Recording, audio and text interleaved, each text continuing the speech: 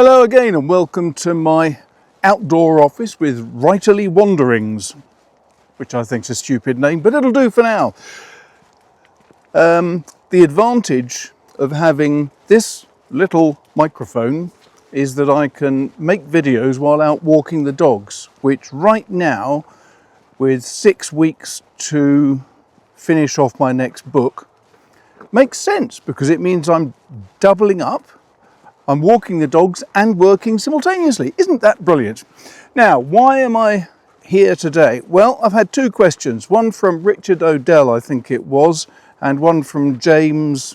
And I'm sorry, I've forgotten your surname, and I haven't got a bit of paper with me that tells me who it was. But basically, Richard was saying, having lost my job,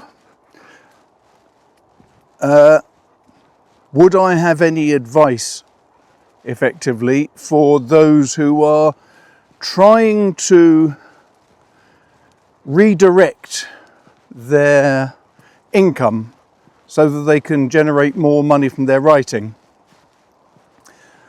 And then James was writing, asking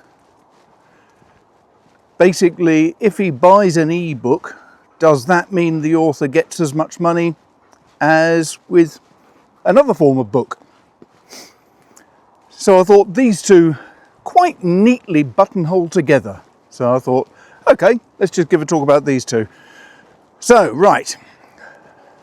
First of all, Richard. So let's see. My first advice, as I think I said in my last video, which was talking about what to do when you find yourself out of work, in that I said, for goodness sake, don't think you're going to be made a multimillionaire by starting to write a book. And that advice still holds. Of course, I somewhat spoiled that by about a minute later saying, of course, yeah, and if you can't think of anything else, then do something creative like writing a book, which was a bit stupid. But that was more a case of think of something else to occupy you. Writing a book, writing a journal, writing something might well help with some people. I've got a stupid dog trying to grab at every stick we're passing right now, which doesn't make life very easy in terms of walking sensibly and smoothly, so I apologise for that. The trouble with writing is, when I started back in 1993, so over 30 years ago, it was quite straightforward. There were professional authors and there were vanity authors.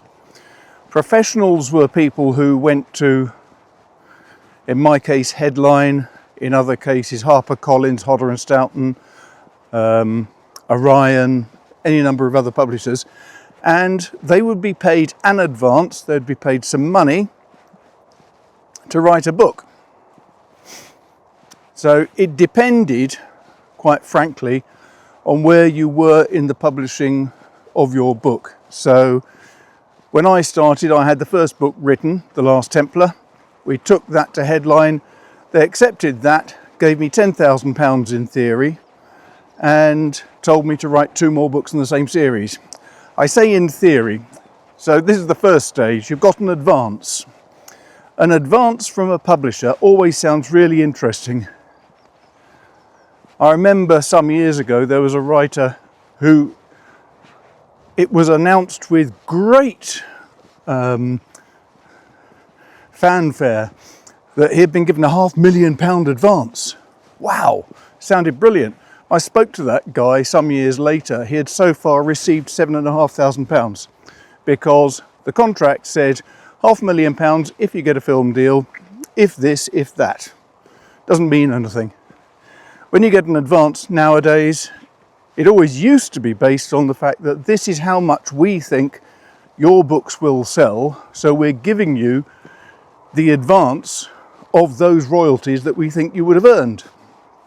Nowadays, an advance is the absolute minimum the publisher can get away with. It depends on the tier that you're in. If you're on tier 1, you're one of those people who will be getting a vast sum of money, like Jeffrey Archer or Jeff Deaver or Val McDermid or any number of others. And those authors will get huge amounts of marketing behind them because the publishers have invested money. So they think that, yes, J.K. Rowling, we must put a lot of effort into marketing her, because otherwise how will people possibly know she's written a new book? Which is, frankly, moronic, but that's how publishers work. So it used to be that you'd get money which was deemed to be the equivalent of what you would earn over a number of years of sales of your books. Nowadays, it's not. It's just simply small sums of money to keep you going. When I started, as I say, I was, in theory, given £10,000, but that was an advance against future sales. It was not an income. It was an interest-free loan, in effect. So what happens is you get an advance. That was supposed to cover me for 3 books, the 10,000. So I got £3,000 for the first book, 3,500 for the second, 3,500 for the third. The first book, The Last Templar, was written already, so I was given £1,000 for that. And I would get another £1,000 a year later when the hardback came out, and then 9 months after that, the third 1,000 when the paperback came out. The other 2 books were £875 for signing the contract, then £875 when I supplied the manuscript, another £875 when the hardback came out, another £875 when the paperback came out. Now, this was, let me see, March of 1994 that I signed that contract, and I walked out with 1,700 and whatever it is, 2 875s plus 1,000. That was my income for that year. That was it. The following March, The Last Templar was published, and in the November, I think it was, The Merchant's Partner came out. All good, so I got another 875 for the hardback of that, and 875 for the paperback of The Last Templar, which came out at the same time as the hardback of Merchant's Partner. All good. Now, what this means is that first year, I earned basically £1,700, not a huge sum. The second year, I think it went up to multiples of 875 and so on. But in the course of 3 years, I was able to take home £10,000. 3 years, £10,000. That was not a lot of money even then. Then, of course, you wait to get the royalties in. But the first thing you have to do is pay back those advances. As I said, it's an interest-free loan.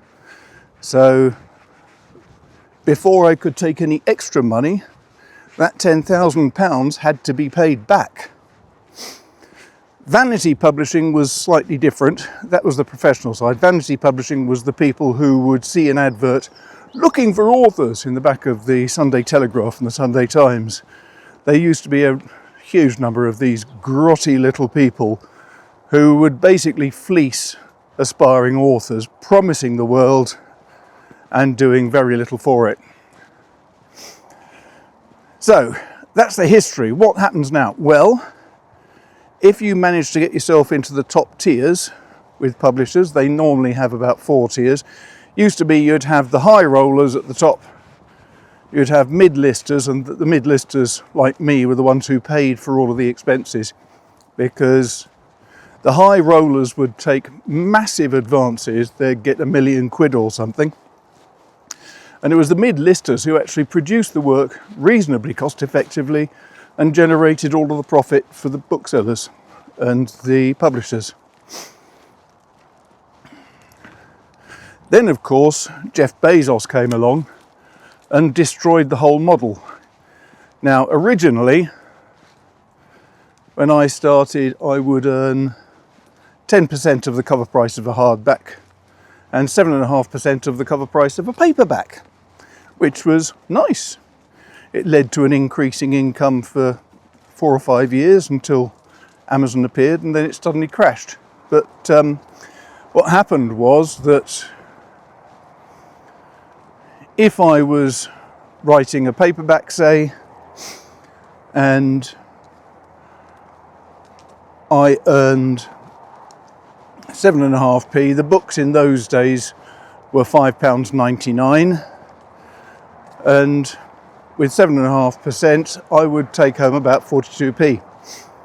When Amazon came along, the profits and margins all got chopped around. So instead of the highest discount levels for bookshops, which were 60% if you were a Dillon's or a Waterstones or an Ottakar's and you were buying in lots of books and you would sell lots of books, with Amazon they were going to sell a lot more, but they wanted to discount everything massively. So they demanded at a minimum 80% discount. And what they would do was they would write a new contract every year, and then they would go to a particular publisher and screw them to the wall on the contracts. So for example, Headline, when Amazon was increasing the discounts or demanding to, Headline refused to accept it for a period. And I think it was for 18 months they had the buy button taken off all their books. Not Headline, it was Hachette which owned it, Headline. But that was devastating for that publisher. But Amazon could afford to do it. In fact, it got even worse at one stage, because when the Kindle Fire came out, I think it was, they were demanding 90% discount. So authors saw their incomes just collapse. It used to be around 2000 that the average author income, I believe then, was about 21,000. Over succeeding years, it's now dropped to about £7,000. Why has it dropped so much? Well, Amazon is selling a lot of books. Publishing houses are selling a lot of books. But Amazon demands such high discounts that the publishers can't afford to pay their authors so much. So the publishers decided to change their pricing structure. So instead of the authors getting 42p for a paperback that costs £5.99 because of 7.5% of the cover price, instead they decided to pay authors on the basis of net receipts. What that means is, instead of 7.5% of the £5.99, the authors in future would get 7.5% of whatever the publisher took. Amazon demanded 80% discount, therefore the publishers took in 20%.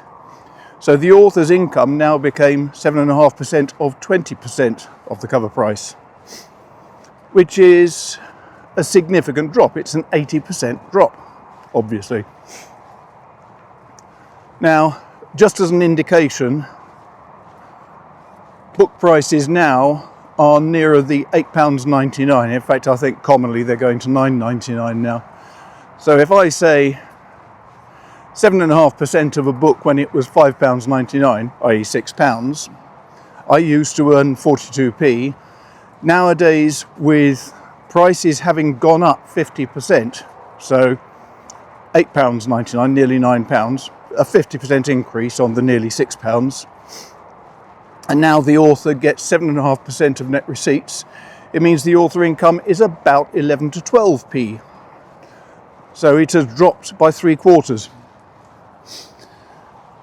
Then again, of course, agents got into difficulties. So agents decided that they couldn't carry on charging 10% because their incomes were dropping because of this drop in income for authors.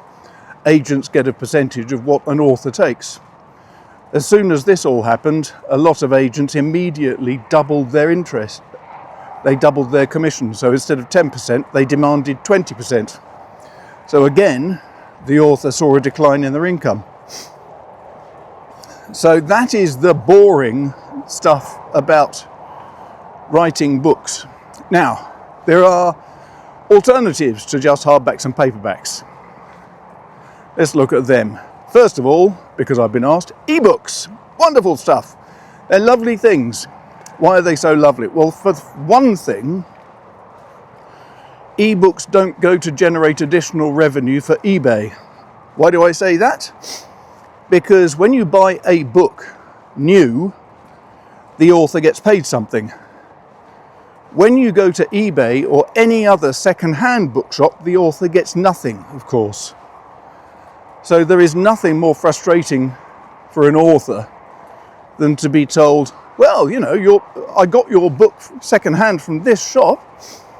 Would you like to sign it for me? Well, yes, if you buy me a drink or something, because otherwise there's absolutely nothing in it for the author. And with author incomes collapsing to the tune of about £7,000 a year, quite frankly, the author can't afford to go around and give talks or anything else. What about the other one though? Ebooks. Now, ebooks are different because generally, if you're with an older publisher like Headline, unfortunately quite a few of my books are, then they tried to cap the incomes and they would pay royalties based on 25% of net receipts. Now, any modern publisher pays based on 50% of net receipts. But if you're tied into an old contract, you're tied. So, ebooks do pay significantly better as a percentage of net receipts, which is glorious. However, net receipts can be only 30% of the cover price of a book. If you go through the lists and see a bunch of books that are 99p or 1.99, the publisher is going to get 30% of that. So let's say it's £2. The publisher will get 60p of that £2. That's nice. But then 1/4 of 60p to the author is still a lot better than selling a paperback, but it's not a huge amount of money. And if you see the books are up for 99p, then that's 30p to the publisher. The author gets 25 or 50% of that. Not that good. An alternative is to write your books and publish them yourself. But the trouble then is you have to do, as the author, all of the marketing and sales yourself. And that's costly. Even if you write it and then get Amazon to do print-on-demand publishing, that's not perfect either, because Amazon charges an absolute fortune for the setup and printing and so on. So for Richard, it is really difficult trying to work out the best way of doing things. From my perspective, I want to write books. I don't want to be involved in marketing all that much. I'm lucky because I'm a trained salesman. I spent my first 13 years in the computer industry selling directly, and I was successful. Sadly, the companies I worked for weren't.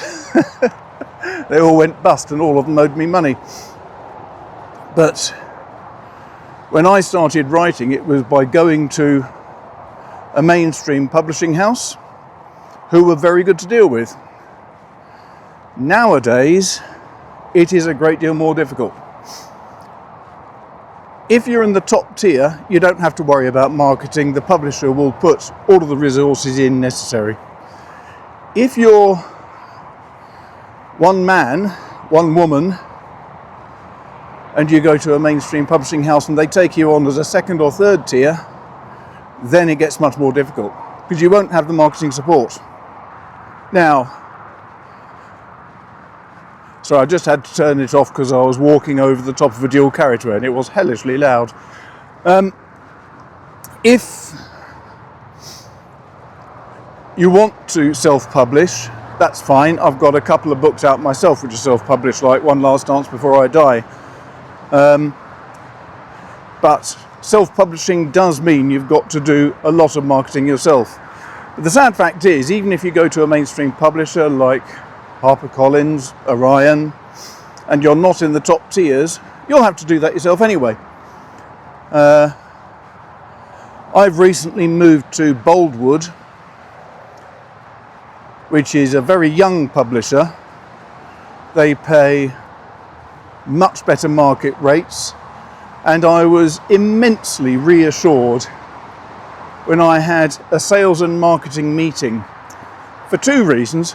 First was, it was the first sales and marketing meeting I have had in any company, I think. When I first went to Headline, I occasionally had marketing and publicity meetings, but they were few and far between. With all of the others, Simon & Schuster and Canelo, I haven't had any sales and marketing input whatsoever that I can remember. However, with Boldwood, I have got a dedicated marketing support team. I had this first meeting, which was sales and marketing, and I've had a lot of conversations with the marketing director since, and it's been enormously positive. And the best thing about that first meeting was that she said to me at one point, "We don't want you to do marketing, we want you to write books." Which I thought, how bloody refreshing. And for me, how important. Because that's what I want. It's what all authors really want. Most authors don't want to be sitting on Twitter and Blue Sky and Facebook and all the other time-wasting nonsense that's on computers nowadays.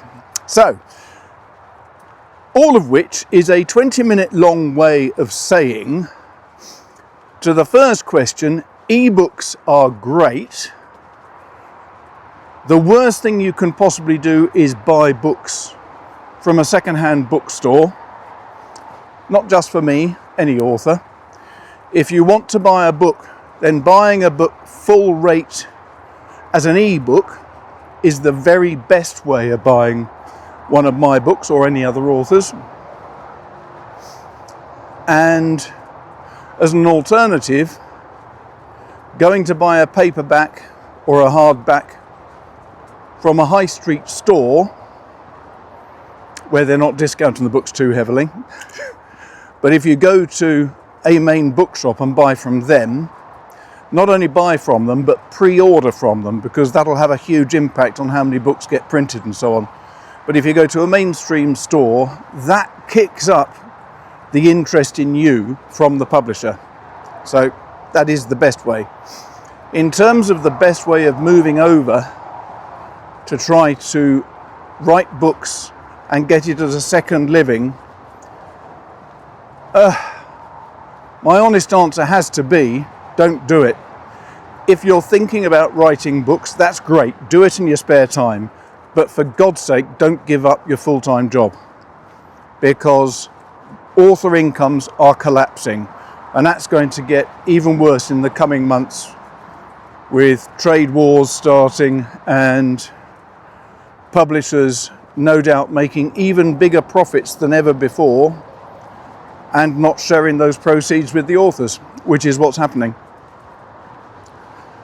It's horrible, and I don't like sounding negative, but I'm immensely lucky that I'm now quite long in the tooth. I've been in this industry for 30 years.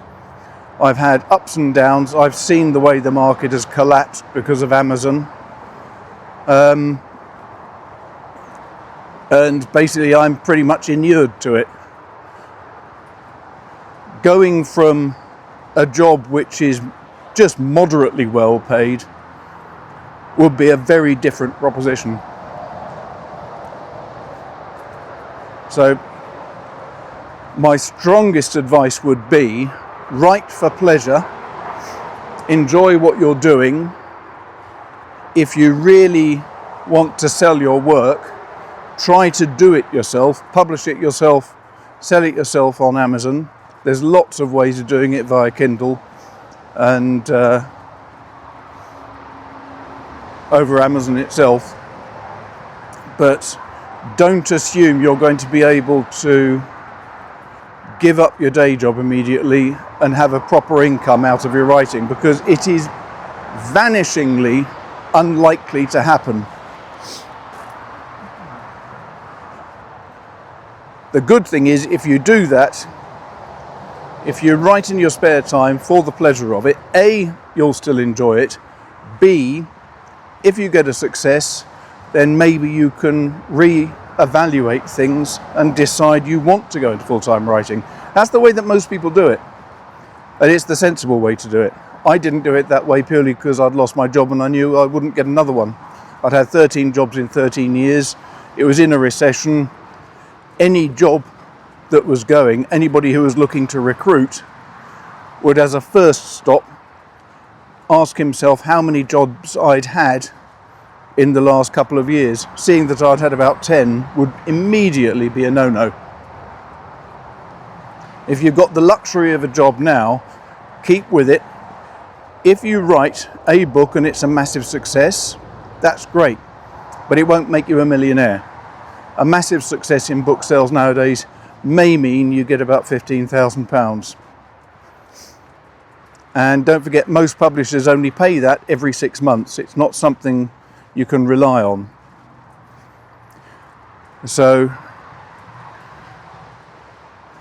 yes, write 3 books.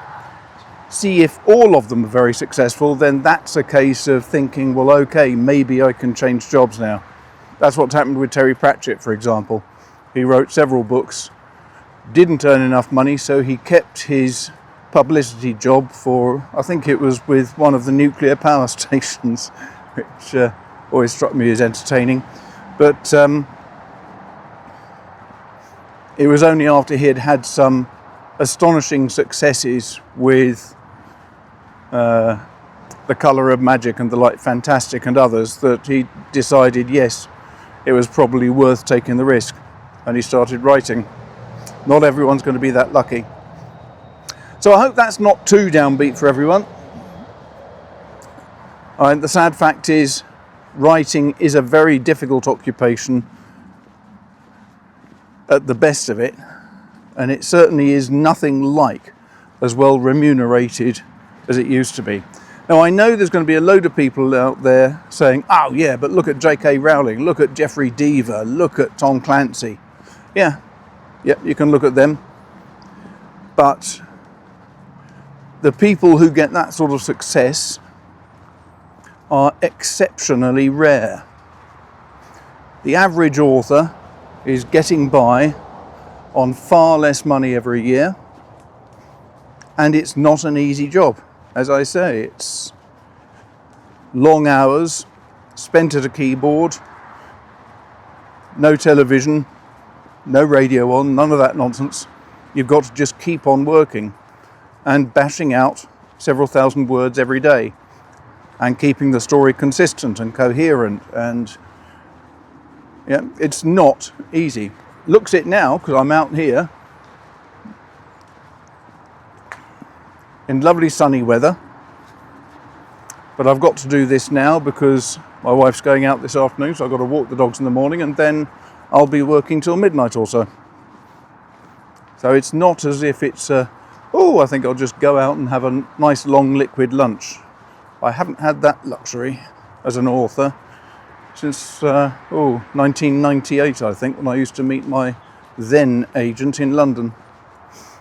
It used to happen, doesn't happen anymore. So, there you go. I hope that was mildly interesting and entertaining.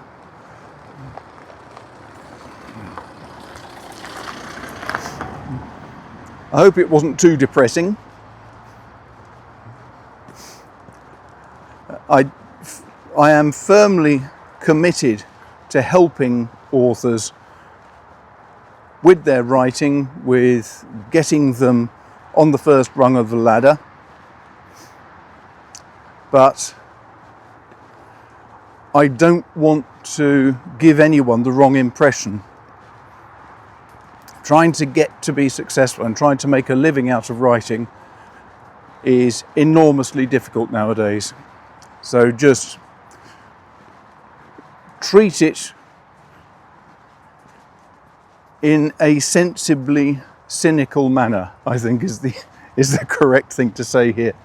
Anyway, that's all for now.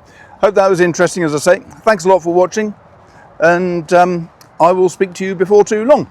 Take care.